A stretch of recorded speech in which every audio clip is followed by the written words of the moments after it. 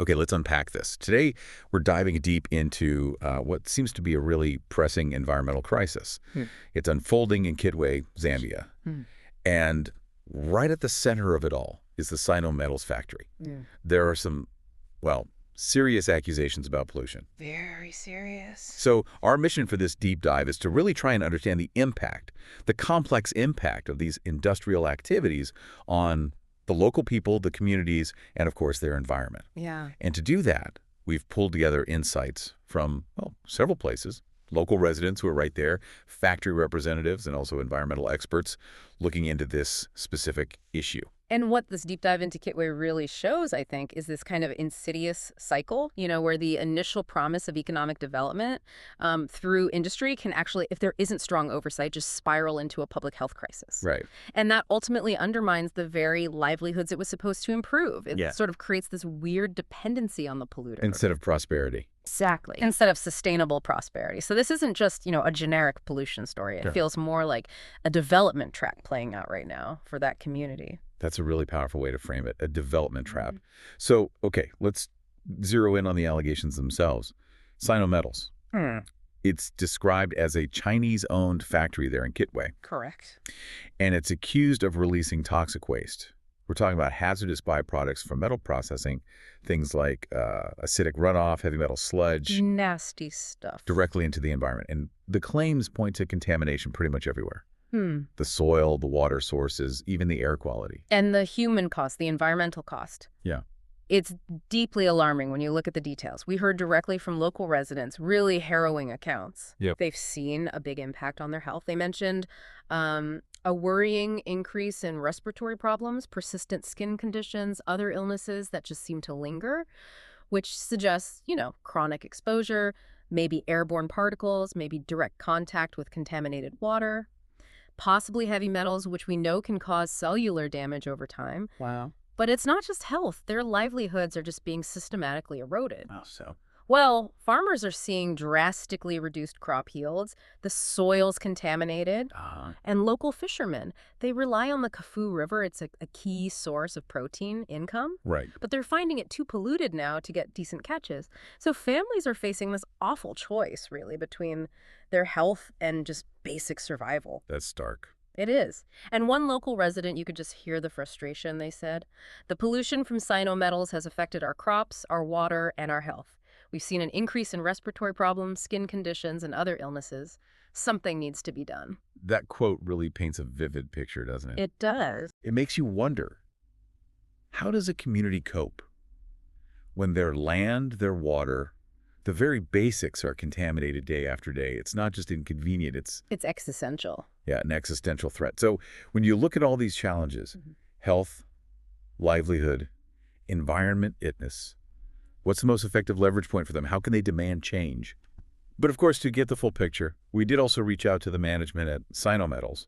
We wanted their perspective on these really grave allegations. We did. And the factory's claim, basically, is that they are actively taking steps, trying to mitigate the pollution. A representative from Sino Metals told us, and I'm sort of paraphrasing the core message here, we're committed to reducing our environmental impact and working with local authorities to ensure compliance with regulations. However, and this is a key part, we need support and cooperation from the government and local communities to address these challenges. Right, the support and cooperation bit. Exactly. But the contrasting view is that the local residents, they remain deeply skeptical about these efforts. They say they see very little real improvement. That's fascinating. That phrase, needs support and cooperation from the government.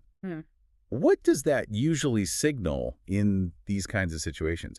Is it genuinely about needing systemic help, or is it maybe, sometimes, a way to shift responsibility? Well, it can honestly be both, and often is. Sometimes it really does highlight genuine gaps in infrastructure, or maybe the need for clearer regulations, better enforcement capacity from the government side. That can be real. Okay. But it can also be a bit of a rhetorical move, implying the problem is bigger, it's systemic, it's not just corporate negligence.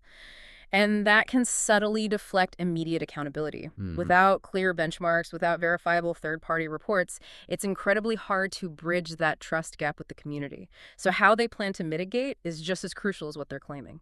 That's a really crucial distinction, the how. But okay, understanding the problem and the immediate responses, that's only part of the story, right? Right. The critical next step is figuring out a path forward. And that's where we turn to environmental experts, local authorities, people looking for solutions. Indeed. And these experts, they outline several key proposals.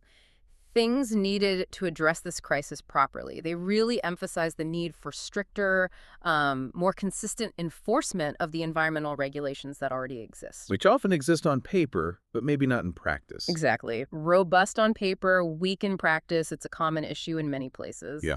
Then there's a big call for more transparency in operations and reporting from companies like Sino Metals. Meaning like public access to impact assessments, discharge data, that sort of thing. Precisely, so people know what's actually happening. And beyond that, a really key proposal is enhancing community engagement, real engagement in decision-making. So not just informing them, but Yeah. giving them a real voice.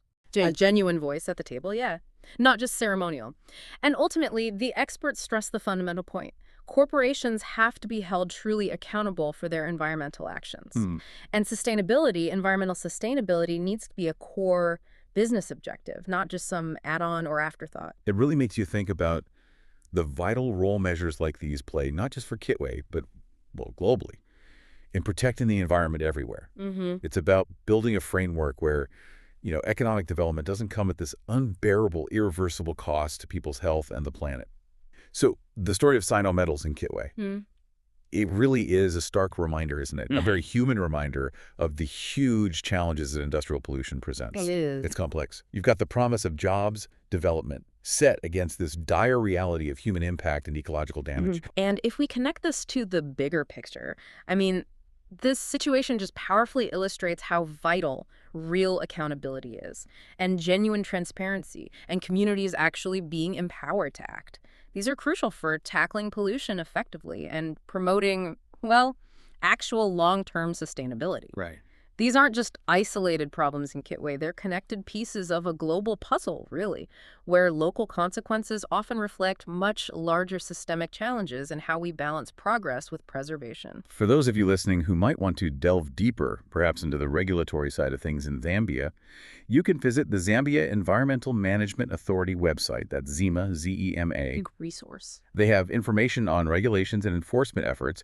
And of course, there are various local organizations in Kitwe itself working tirelessly on these environmental issues, trying to drive change right there on the ground. Local action is key. Absolutely. Ultimately, this deep dive really pushes us to consider our broader global responsibility, this whole balancing act between economic development and ecological preservation. How do individual communities everywhere, from Kitwe to countless other places facing similar pressures, how do they navigate these critical choices? Yeah. And maybe, what responsibility do we all share in making sure that development actually serves the well-being of both people and the planet? It's a question I think we all need to keep asking ourselves and actively engage with.